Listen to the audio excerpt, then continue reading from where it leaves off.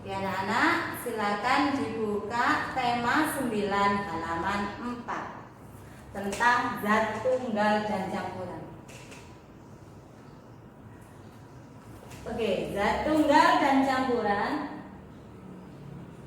Zat tunggal adalah materi yang hanya tersusun dari satu zat. Zat tunggal juga bisa disebut sebagai zat murni. Berdasarkan dapat atau tidaknya diuraikan menjadi zat yang lebih sederhana, zat tunggal dibagi menjadi dua. Yang pertama adalah unsur dan yang kedua adalah senyawa. Kita akan bicara tentang unsur. Unsur adalah zat tunggal yang tidak dapat diuraikan menjadi zat lain yang lebih sederhana. Jadi unsur itu termasuk zat yang paling kecil. Contohnya adalah karbon dengan unsur kimianya adalah C, oksigen O, besi, Fe, dan emas adalah Au atau aurum. Kemudian yang kedua adalah senyawa. Senyawa adalah zat tunggal yang dapat diuraikan kembali menjadi zat yang lebih sederhana melalui reaksi kimia. Contoh yang paling sederhana dan paling sering kita temui dalam kehidupan sehari-hari adalah garam dapur atau NaCl. Kemudian air atau H2O. Ya anak-anak, saya akan menjelaskan lebih jelas tentang perbedaan unsur dan senyawa. Sekarang yang pertama adalah unsur. Contoh dari unsur adalah hidrogen, dilambangkan dengan H. Kenapa hidrogen dikatakan unsur? Karena terdiri dari satu unsur, jadi satu zat. Kemudian yang kedua adalah oksigen. Oksigen adalah dilambangkan dengan O. Dikatakan unsur karena terdiri dari satu zat. Kemudian yang ketiga adalah natrium, dilambangkan dengan Na. Ini juga sama ya anak-anak ya, terdiri dari satu unsur. Kemudian klorida, yaitu dilambangkan dengan Cl. Ini C-nya besar ya.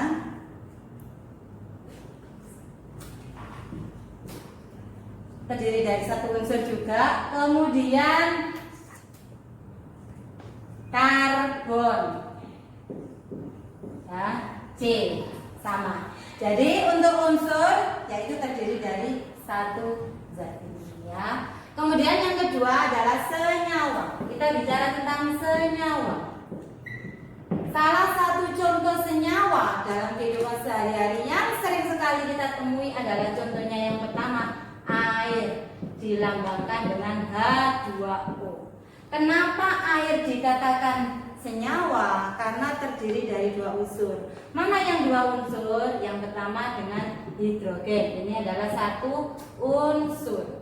Kemudian yang kedua adalah oksigen, satu unsur.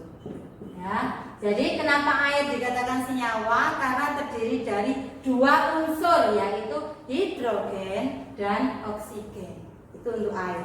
Kemudian yang kedua adalah garam. Garam adalah NaCl. Ya, rumus kimianya. Na itu adalah natrium, satu unsur. Kemudian Cl, klorida, satu unsur. Jadi garam dikatakan senyawa karena terdiri dari dua unsur, yaitu unsur natrium dan yang kedua adalah unsur klorida. Ya, ada dua unsur. Contoh yang ketiga yaitu CO2 atau karbon dioksida. CO2.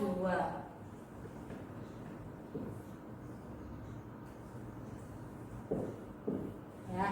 CO2 ini juga sama, ada dua unsur. Yang pertama adalah unsur karbon, ini satu unsur. Kemudian yang kedua adalah oksigen, ini satu unsur. Jadi CO2, karbon dioksida dikatakan senyawa karena terdiri dari dua unsur, yaitu unsur karbon dan unsur oksigen.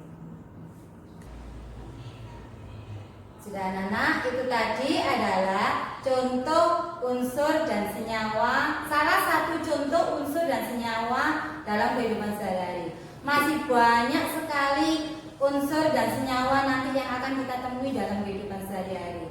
Setelah kita bicara tentang unsur dan senyawa, kita bicara tentang campuran. Apa sih campuran itu?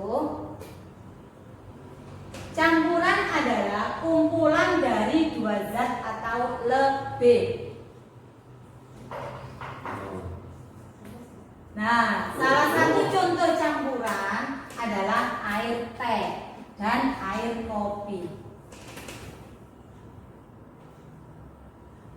Berdasarkan merata atau tidaknya, campuran dibedakan menjadi dua jenis. Yang pertama yaitu campuran homogen. Apa sih campuran homogen itu? Campuran homogen adalah campuran yang komposisinya merata. Jadi campuran zat pelarut dan zat terlarutnya itu adalah tercampur secara sempurna. Ya, itu adalah contoh campuran homogen. Contohnya adalah air garam.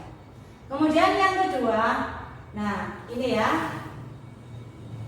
Yang kedua adalah campuran heterogen. Campuran heterogen adalah campuran yang komposisinya tidak merata. Jadi di sini terdapat endapan setelah didiamkan. Contohnya adalah air kopi dan air tanah. Ini ada endapannya ya. Nah, untuk bicara tentang campuran homogen dan heterogen lebih jelas, maka saya akan melakukan sedikit praktikum. Oke anak-anak, di sini kita akan melakukan 3 jenis percobaan dengan menggunakan apa? Yang pertama adalah garam, yang kedua adalah pasir, dan yang ketiga adalah minyak. Garam, pasir, dan minyak ini dikatakan sebagai zat terlarut.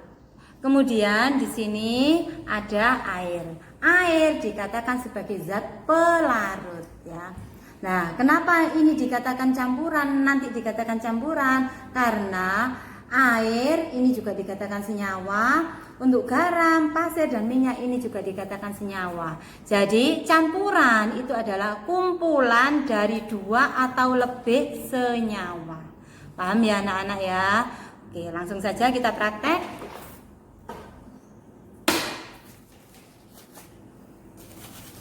Garam saya masukkan pada air.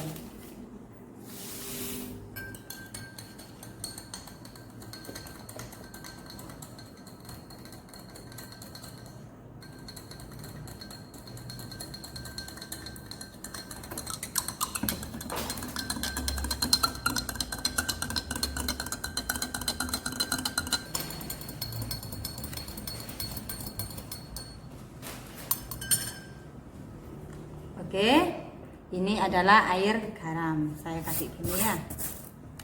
Kemudian untuk yang kedua adalah pasir dicampur sebagai zat terlarut, dicampur dengan air sebagai zat pelarut. Saya aduk.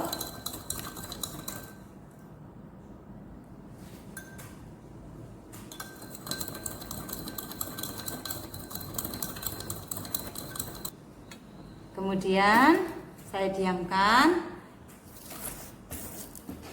Yang ketiga adalah minyak.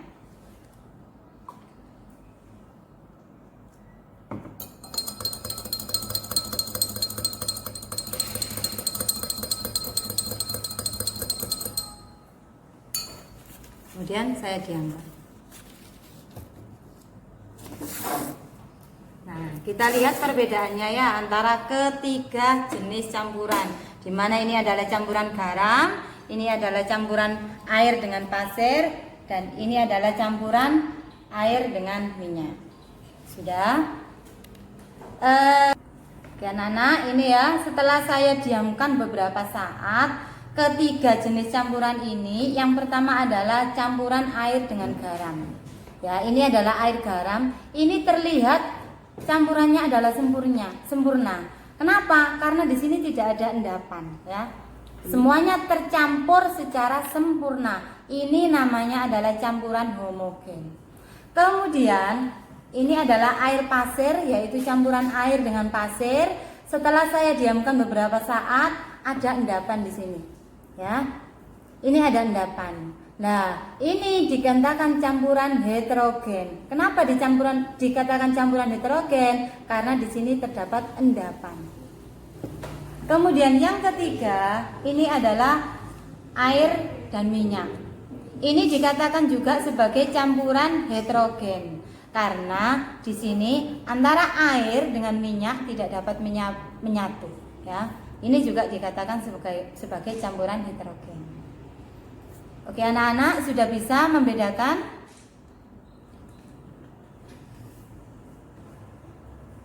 Anak-anak, setelah kita belajar tentang campuran, sekarang kita belajar tentang bagaimana cara memisahkan campuran. Pemisahan campuran itu ada 3, yaitu jadi campuran itu dapat dipisahkan dengan 3 hal. Yang pertama adalah penyaringan.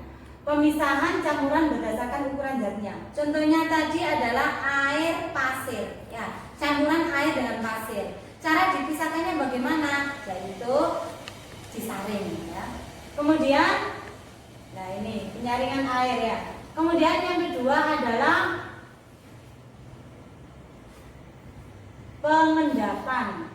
Nah, pemisahan campuran berdasarkan berat zatnya. Ya, air pasir tadi selain juga bisa disaring, juga bisa diendapkan. Setelah diendapkan, baru dipisahkan. Nah, contohnya itu tadi, ya. Kemudian yang ketiga adalah dengan cara pengkristalan. Pemisahan campuran dilakukan dengan menguapkan zat cairnya. Contohnya tadi air garam.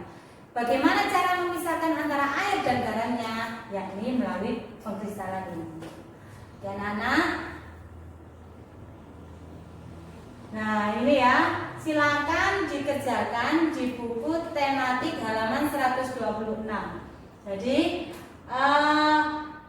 air termasuk zat unsur atau senyawa dan seterusnya. Silakan dikerjakan ya anak-anak. Terima kasih dari Bu Nur untuk anak-anak SD Muger kelas 5. Jaga kesehatan di rumah, tetap di rumah saja, tetap sehat. Terima kasih. Assalamualaikum warahmatullahi wabarakatuh.